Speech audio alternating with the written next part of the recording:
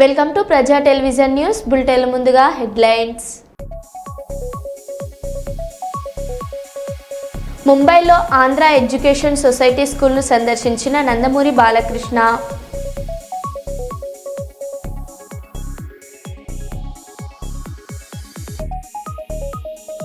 Real estate వెంచర్ల దగ్గరికి వెళ్లి blackmail చేసి లక్షల్లో డబ్బులు వసూలు చేస్తున్న ముఠా గుట్టు రట్టు.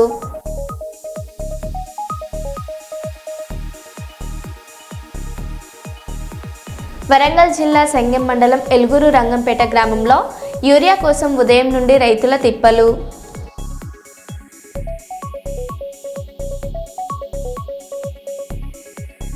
దేవనకొండ మండలం ఈదుల దేవర బండ గ్రామంలోని ఉల్లి రైతులతో మాట్లాడుతున్న జిల్లా కలెక్టర్ పి రంజిత్ బాషా.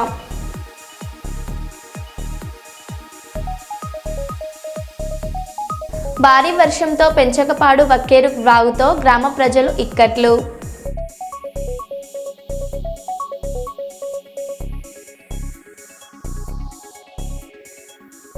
ఇక వివరాల్లోకి వెళ్తే, మల్కాజ్గిరి ప్రభుత్వ ఆసుపత్రిలో అభివృద్ధి సొసైటీ సమావేశం ఘనంగా నిర్వహించబడింది. ఈ సమావేశానికి ముఖ్య అతిథిగా మల్కాజ్గిరి శాసనసభ్యుడు మర్రి రాజశేఖర్ రెడ్డి హాజరయ్యారు. ఆయనను ఆసుపత్రి సిబ్బంది, అధికారులు, ప్రజాప్రతినిధులు ఘనంగా స్వాగతించారు.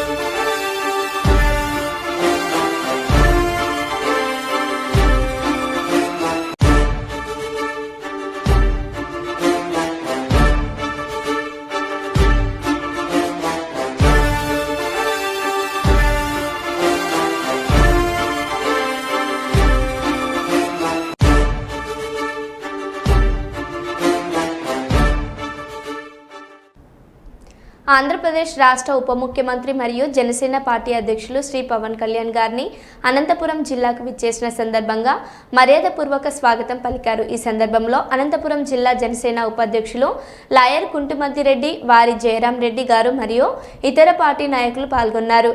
స్వాగత కార్యక్రమంలో పార్టీ నాయకులు శ్రీ పవన్ కళ్యాణ్ గారికి గౌరవం తెలుపుతూ జిల్లా కార్యకలాపాలపై చర్చలు జరిపారు.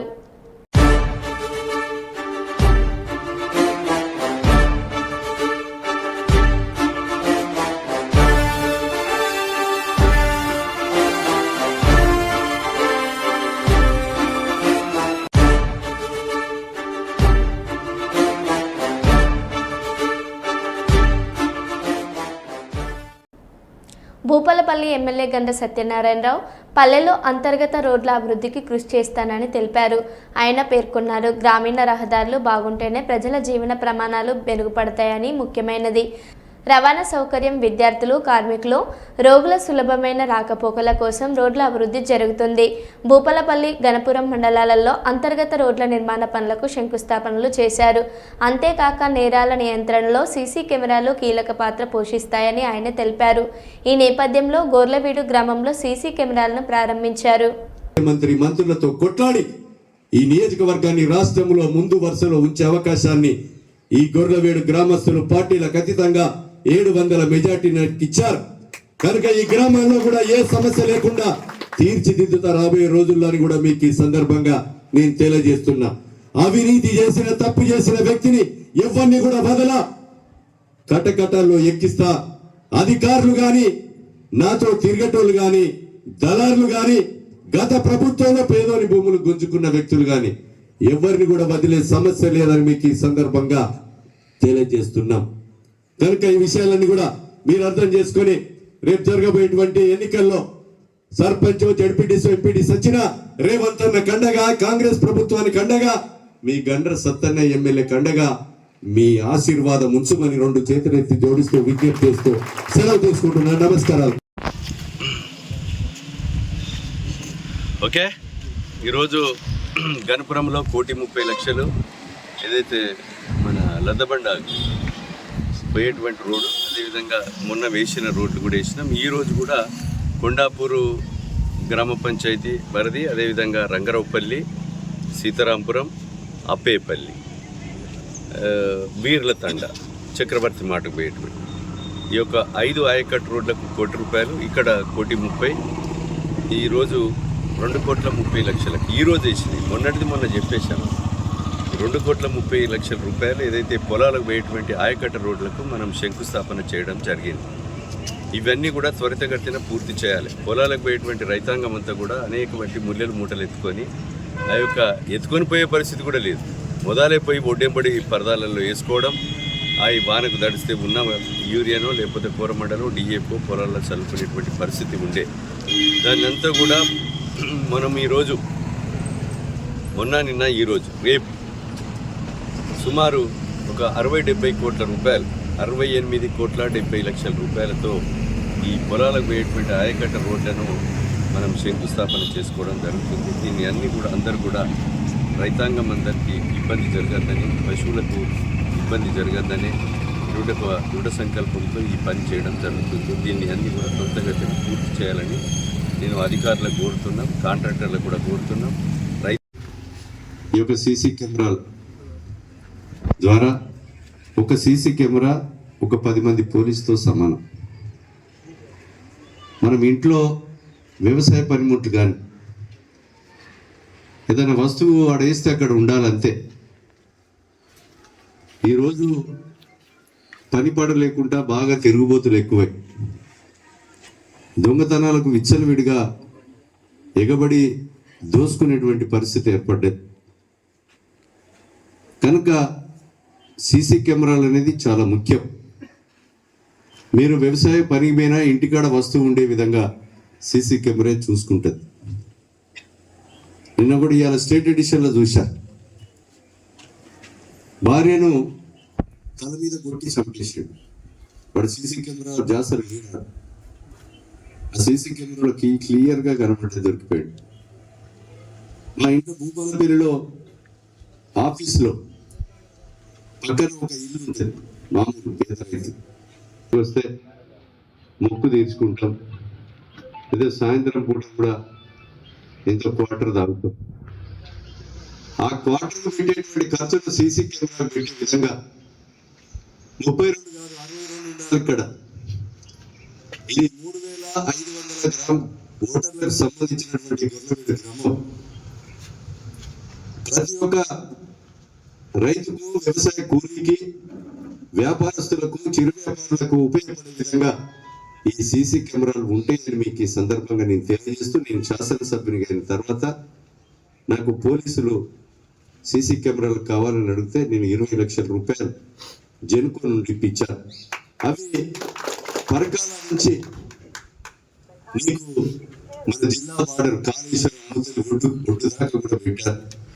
కర్నూలు పాతనగంలోని 1915 నాటి అతి పురాతనమైన గోకర్ణ రాంబొట్ల దేవాలయం అభివృద్ధి నోచుకోకుండా ఎండోమెంట్ అధికారుల నిర్లక్ష్య వైఖరి మరియు రాంబొట్ల దేవాలయాల ఆస్తుల పరిరక్షణకై ఏబిఎస్ ఛానల్ వేదికగా గలమెత్తిన బజరంగ్ దళ్ రాష్ట్ర కన్వీనర్ ప్రతాప్ రెడ్డి గారు మరియు నేషనలిస్ట్ గణేష్. దాదాపు 120 సంవత్సరాల క్రితం ఈ యొక్క రాంబొట్ల దేవాలయం ప్రతిష్ఠించబడినటువంటి చరిత్ర ఉంది.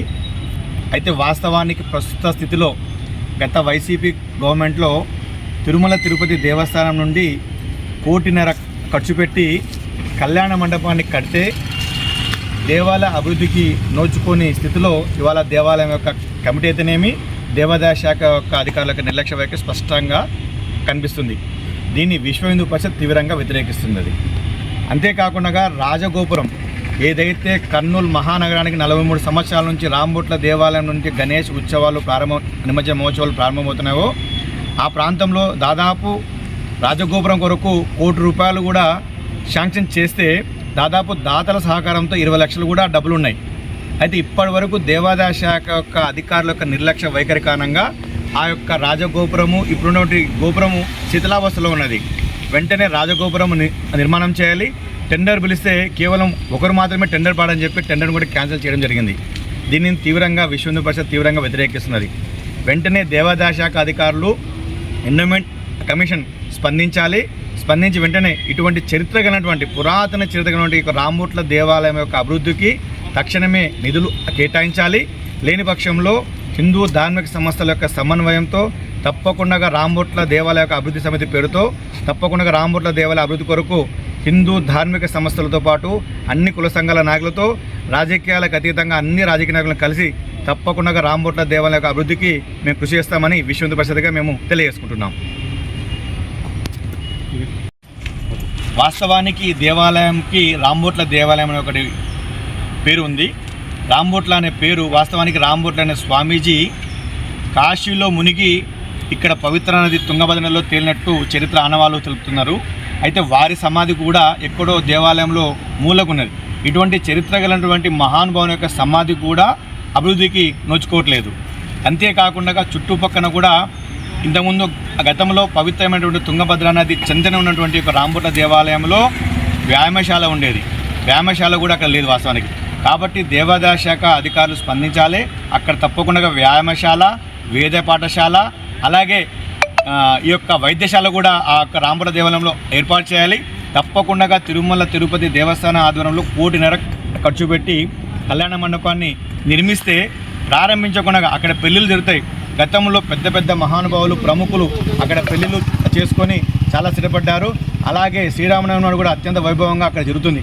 కానీ రాజకీయ నాయకుల యొక్క నిర్లక్ష్య వైఖరి, దేవాదాయ శాఖ యొక్క నిర్లక్ష్య వైఖరి స్పష్టంగా కనబడుతుంది. కాబట్టి తక్షణమే రాంబొట్ల దేవాలయ అభివృద్ధికి చుట్టుపక్కల కూడా తప్పకుండా డెవలప్ చేసి రాంబొట్ల దేవాలయ యొక్క చరిత్రను వెలికి తీయాలని, దాన్ని అభివృద్ధి చేయాలని హిందువులుగా మేము కోరుతా ఉన్నాం.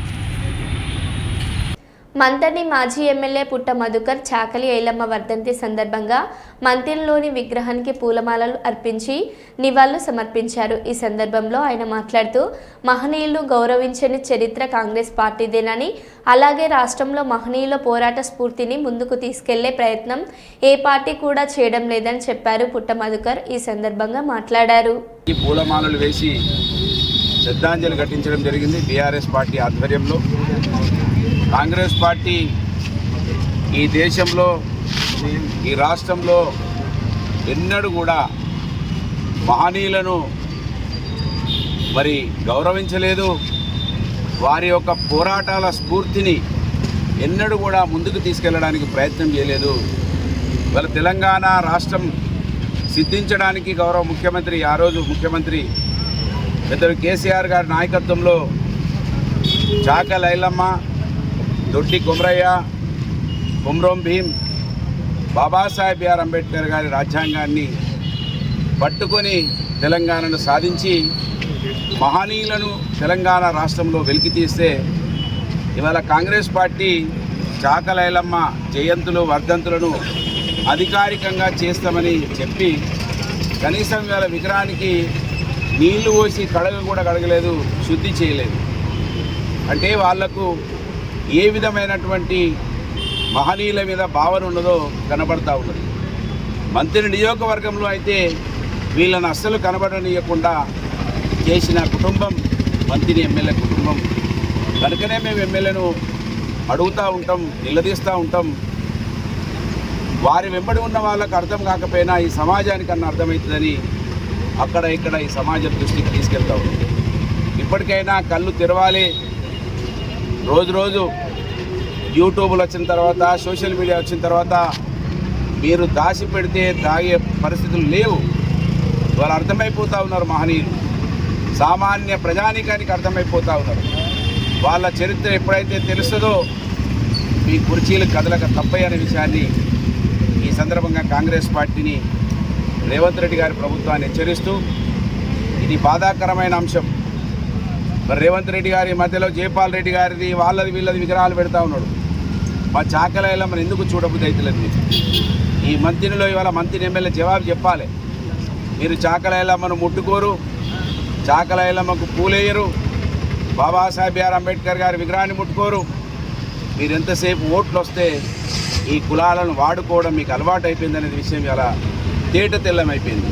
మీ చేతిలో మున్సిపాలిటీ ఉన్నది, యంత్రాంగం ఉన్నది, కనీసం నీళ్లు పెట్టి కడగరా విగ్రహాన్ని. ఇదేనా మీ నీతి, మీ జాతి? ఏ మాత్రం ఈ సమాజం కోసం పనిచేయని మీ నాయనకు మొక్కుమంటారు, మీ నాయనను పూజించమంటారు, ఇంటింటికో విగ్రహాన్ని పెట్టుకోమంటారు. మా నాయన విగ్రహం పెట్టుకున్న వాళ్ళకే పదవులు పథకాలు ఇస్తామంటారు. ఈ నీతి ఈ సమాజానికి తెలవాలని మరి ఈ సందర్భంగా హెచ్చరిస్తూ ఇవాళ వారి జయంతిని వర్ధంతిని గొప్పగా బీఆర్ఎస్ పార్టీ ఎప్పుడు కూడా నిర్వహిస్తుందని వాళ్ళ యొక్క స్ఫూర్తితోటే తెలంగాణ సిద్ధించిందనే విషయాన్ని చాటి చెప్తామని గుర్తు చేస్తూ కార్యక్రమంలో పాల్గొన్న మా బీఆర్ఎస్ పార్టీ నాయకులందరికీ హృదయపూర్వకంగా ధన్యవాదాలు. జై తెలంగాణ. అమరావతి కర్నూలు జిల్లా ఓర్వకల్లులో సహజ సిద్ధంగా ఏర్పడ్డ ప్రఖ్యాత రాక్ గార్డెన్ అద్భుత ప్రకృతి సౌందర్యానికి అలవాలాగా నిలుస్తుందని మంత్రి కందుల దుర్గేష్ వెల్లడించారు. నేపాల్లో చిక్కుకున్న తెలుగు వారిని రక్షించేందుకు మానిటరింగ్ కోసం విజయవాడ కంట్రోల్ రూమ్కు వెళ్లే మార్గంలో ఫ్లైట్కు సమయం ఉండడంతో సమీపంలోని రాక్ గార్డెన్ను ఆకస్మికంగా సందర్శించారు. ఆయన హరిత రిసార్ట్స్, హరిత రెస్టారెంట్లను పరిశీలించి అధికారులతో వివరాలు తెలుసుకున్నారు. మంత్రి దుర్గేష్ మాట్లాడారు. ఈ మధ్య కాలంలోనే మనకి ఏర్పడినటువంటి ఈ ఓర్వకల్ ఎయిర్పోర్ట్ ఏదైతే ఉందో ఇది ఈ ప్రాంతాన్ని ప్రపంచంతో అనుసంధానించేటువంటి పరిస్థితి కూడా కనబడుతూ ఉంది. అందువల్ల ఈ ప్రాంతాన్ని అభివృద్ధి చేయాల్సిన అవసరం. దాంతోపాటు ఈ మధ్య కాలంలోనే ముఖ్యమంత్రి గారి చొరవతోటి కేంద్ర ప్రభుత్వ సహకారంతో మన ఓర్వకల్లులో ఏదైతే ఇండస్ట్రియల్ కారిడార్ని ఏర్పాటు చేయబోతున్నారో అది కూడా రాబోయే రోజుల్లో మనందరికీ కూడా చాలా ఉపయోగపడేటువంటి ఉపాధి కల్పించేటువంటి కార్యక్రమంగా ఉంటుంది. దాంతోపాటు ఈ హరిత రిసార్ట్స్ కూడా చాలా అద్భుతంగా ఉన్నాయి. అందుకే ఇక్కడ బాహుబలి లాంటి సూపర్ డూపర్ హిట్ అయినటువంటి సినిమా షూటింగ్ కూడా జరిగింది. డాకు మహారాజు షూటింగ్ జరిగింది. అదేవిధంగా రాబోయే రోజుల్లో కూడా చాలా షూటింగ్లు జరుగుతున్నాయి. కనుక ఈ ప్రదేశాన్ని మరింతగా అభివృద్ధి చేసి రాబోయే రోజుల్లో ప్రపంచ పర్యాటకులందరూ కూడా దీన్ని చూడడానికి విశేషంగా వచ్చే విధంగా మనం కార్యక్రమాన్ని చేపడతాం అనేటువంటి వాటిని ఈ సందర్భంగా తెలియజేస్తున్నాం. ఉమ్మడి కర్నూలు జిల్లాలో ఓర్వకల్లు ప్రాంతంలో ప్రఖ్యాతిగాంచినటువంటి రాక్ గార్డెన్స్ ఈరోజు సందర్శించడం జరిగింది. సహజ సిద్ధంగా నిర్మాణమైనటువంటి ఈ రాక్ గార్డెన్ అద్భుతమైనటువంటి ప్రకృతి సౌందర్యానికి ఆలవాలంగా నిలుస్తుంది. సహజంగా ఉన్నటువంటి ఈ రాక్ గార్డెన్స్ మధ్యలో ఉన్నటువంటి వాటర్ ఫ్లో, అదేవిధంగా లక్షల సంవత్సరాలుగా ఏర్పడినటువంటి ఈ రాక్స్ ఇవన్నీ కూడా చూపర్లని విశేషంగా ఆకర్షిస్తున్నాయి.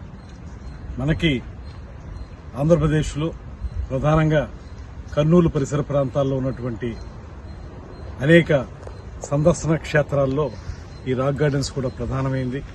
దీంతోపాటు దీన్ని ఒక సర్క్యూట్గా తయారు చేసుకుని ఒక పక్కన శ్రీశైలం, మరో పక్కన అహోబిలం, అదేవిధంగా వరంగల్ జిల్లా సంగెం మండలం ఎలుగురు రంగంపేట గ్రామంలో యూరియా కోసం ఉదయం నుండి రైతుల తిప్పలు.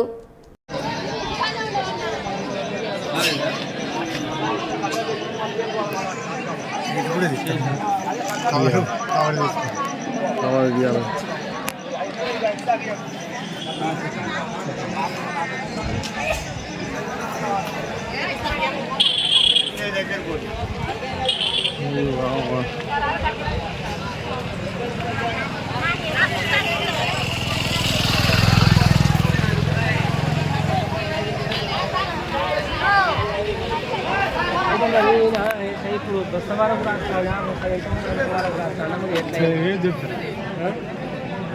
చిట్టి రాసిస్తాడు కదా, మరి రాసిస్తే బస్సులు చిట్టి రాసిస్తాను సార్, అంత చిట్టి రాసిస్తాడు, అంత రాసినంత బస్సులు ఉన్నాయి ఆడ లేనట్టే. ఎందుకు మరి ఇట్లా చెప్తాను? ఎందుకంటే జనం అవతలేరు కాబట్టి అది చూసి వెళ్ళిపోతుంది. ఎన్ని బస్సులు ఆడ ఉన్నాయి, ఆడ సగానికి ఎక్కువనే ఒడిసిపోయినాయి లోపల. పరకాల మాజీ ఎమ్మెల్యే చెల్ల ధర్మారెడ్డి గురువారం పరకాల పట్టణంలోని ఎఫ్జే గార్డెన్లో విలేకరుల సమావేశంలో మాట్లాడారు.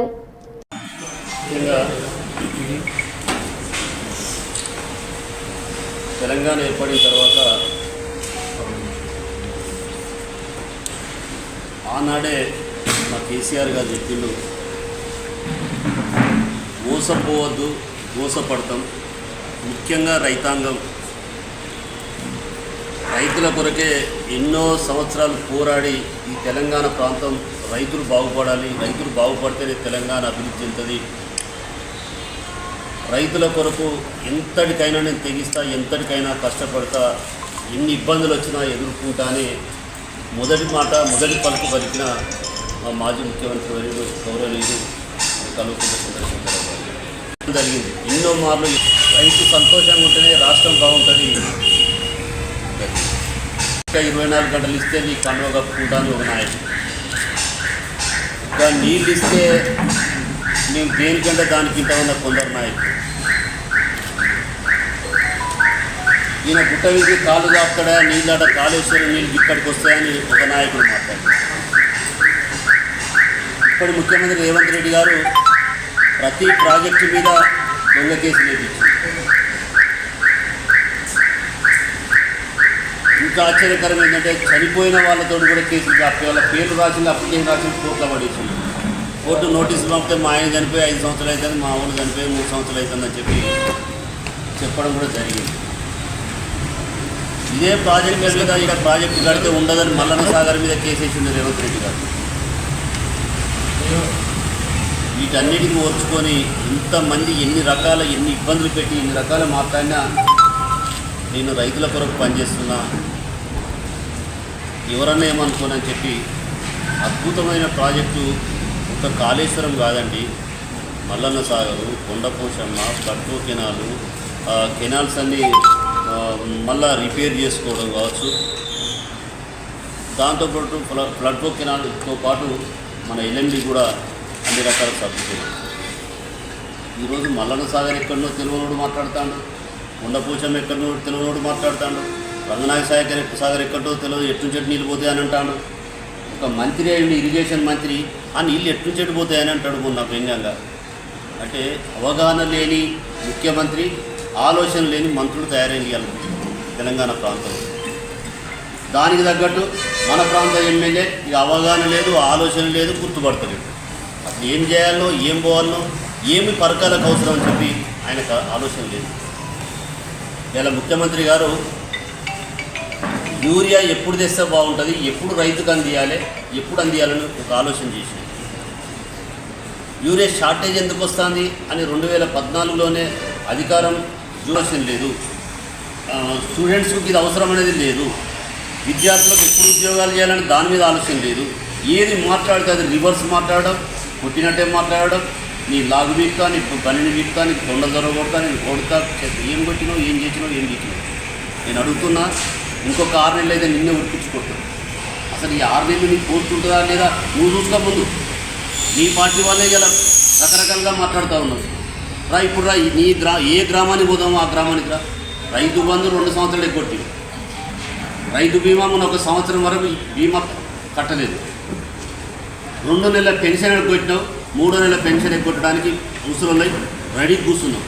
30వ తారీఖు నేను తెచ్చిపెట్టిన 1వ తారీఖు 10వ తారీఖు ఇచ్చే పెన్షన్ 31వ తారీఖు ఇచ్చినావు. జస్ట్ ఒక నెల కనుక ఇట్లా జంప్ చేస్తే 1వ తారీఖు పడితే మళ్ళీసారి 1వ నెలకి ఈ నెల పోతుంది. అంటే నువ్వు ఈ విధమైనటువంటి మాటలు మాట్లాడుకుంటా, ఈ విధమైనటువంటి పరిస్థితి తీసుకొచ్చుకుంటా చేస్తూ ఉన్నాడు ఒకవైపు రాష్ట్ర ప్రభుత్వం. ఇక్కడి స్థానిక ఎమ్మెల్యే అయితే శాంక్షన్ చేసిన రోడ్లు ఎత్తలేవు, శాంక్షన్ ఇచ్చిన టెండర్ అయిన వాటికి వర్కులు జరగనిస్తారు. అరే ఇంకోవి ఈ పని చేసినా చెప్పు, నువ్వు కొత్త పని చేసినా చెప్పు. నిన్న గంత కొట్టుకుంటే యూరియా కొరకు ఎందుకు రాలేదని అడుగుతా ఉన్నాను. యూరియా ఇప్పించడానికి ఎందుకు రాలే? ఒక దిక్కు చిట్టిని చెప్తారట, ఆడ పొద్దంతా లైన్, ఇంకో దిక్కు యూరియా అట, మళ్ళీ ఆడ డే అంత లైన్. ఒక్క బస్తా కొరకు ఒక వ్యవసాయదారుడు భార్య, భర్తలు, పిల్లలు 2 రోజులు పని పొడగొట్టుకోవాలా? ఇంత కష్టకాలంలో 2 రోజులు పని పొడగొట్టుకుని నువ్వు ఇచ్చే యూరియా ఎంత? దేవనకొండ మండలంలోని జిల్లా పరిషత్ ఉన్నత పాఠశాలను ఆకస్మిక తనిఖీ చేసిన జిల్లా కలెక్టర్ పి రంజిత్ బాషా.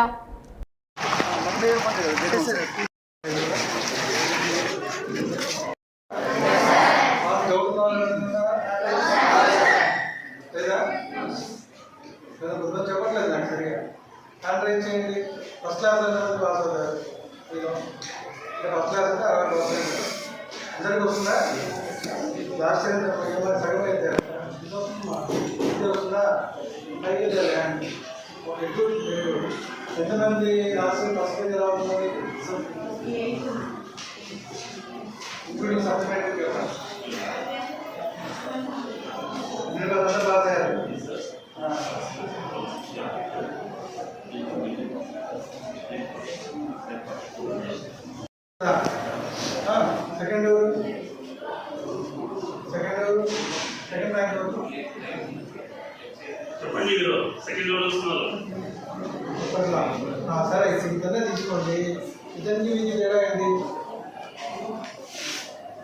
నువ్వు బయాలజికల్ సైన్స్ చదువుతున్నావు కదా, 2 చోట్ల అందరికి ఉన్నాయా?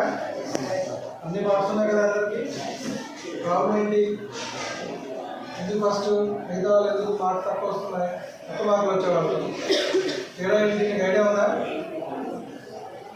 తేడా ఏంటి? అందరూ ఉంటే ఎక్కువ లేదు.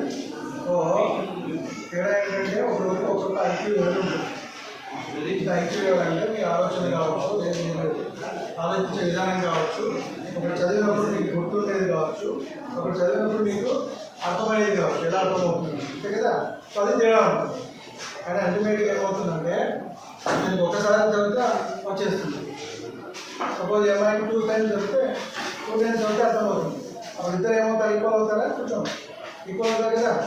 ఇంకొకరు ఉన్నారు, అమ్మాయికి 3 టైమ్స్ చదివితే అర్థమవుతుంది. ఇది ఆ స్టేజ్కి రావడానికి ఈ అబ్బాయికి ఎంత అండర్స్టాండ్ చేసుకుంటాడో అంతదాన్ని. అప్పుడు ఏం చేయాలి? ఈ లెవెల్కి అందరూ రావాలంటే ఏం చేయాలి? గంట చదివాడనుకో ఏం చేయాలి? అర్థమైందా? అదే హార్డ్ వర్క్. హార్డ్ వర్క్ అంటే ఏం లేదు, మీరు ఆ స్టేజ్కి రావడానికి మీరు ఎన్ని గంటలు ఎక్కువగా మీరు అర్థమయ్యేలా చదువుతారో అదే తేడా అంతే. సో అందరికీ ఒకే విధంగా ఉండదు కాబట్టి ఐక్యూ లెవెల్ రీచ్ కావాలి ఏం చేయాలి? కష్టపడాలి. ఓకే. సో చేయాలి. మీరు చెప్పేది డిఎన్టీ వాళ్ళది హాస్టల్ ఇస్తారు, అది ఇప్పుడు హాస్టల్ మోసేది, హాస్టల్ ఉపయోగం లేదు. దాన్ని మనం ఏదన్నా మీరు ఒక అప్లికేషన్ పెట్టండి ఆర్టీఓ గారికి, మీరు చెప్పేసి రిపోర్ట్ పంపించండి. And take the decisions. Okay. Private outlet చూడడం జరిగింది. సో అలాగే అదర్ ఇన్స్టిట్యూషన్స్ కూడా చూస్తున్నాం. సో దీంతోపాటు ఉల్లి రైతులుగా మనం తెలిసి మీకు అందరికీ మన 1200 రూపాయలు ఎంఎస్పీ ప్రకటించడం జరిగింది ఆనరబుల్ చీఫ్ మినిస్టర్ గారు. అన్నీ కూడా కర్నూలు మార్కెట్ యార్డ్లో డైలీ మనం పర్చేజ్ చేస్తున్నాం. రైతులందరికీ విజ్ఞప్తి ఏంటంటే కొద్దిగా ఉల్లి హార్వెస్టింగ్ పీరియడ్ అయిన తర్వాత సో దాన్ని అంతా కూడా కొద్దిగా ఆరబెట్టి గ్రేడింగ్ చేసుకొని వస్తే ఇది మంచి రేట్ వస్తుంది మనకి. సో రైతులందరూ ఇది విజ్ఞప్తి చేస్తాం. మరో బులెటిన్లో మళ్ళీ కలుద్దాం. Stay tune.